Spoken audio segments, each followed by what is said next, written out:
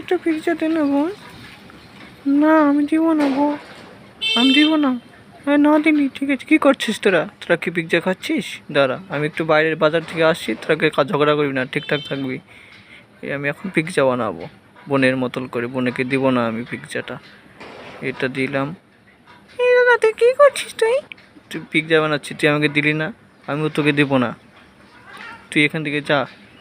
ঠিক আছে তাহলে আমি যাচ্ছি, কিন্তু আমাকে দিস কিন্তু দাদা। ঠিক আছে দিব, যা তুই, যা তো যা তো। আমি এখন তাড়াতাড়ি করে পিৎজাটা বানিয়ে নিই, বোনের থেকে ভালো করে বানাবো, একটু ডিজাইন করে নিই, সসটা দিয়ে নিই, এগুলো দিয়ে দিই। বন্ধুরা ভিডিও বানাতে খুব কষ্ট হয়, একটু লাইক কমেন্ট সাবস্ক্রাইব করে দিবা, তোমাদের জন্য অনুরোধ। একটু দেরি করি, বাস হয়ে গেছে পিৎজাটা। এখন এই দাদা আমাকে পিৎজাটা দে না দাদা, আমি একটু খাই। দিয়ে না দাদা।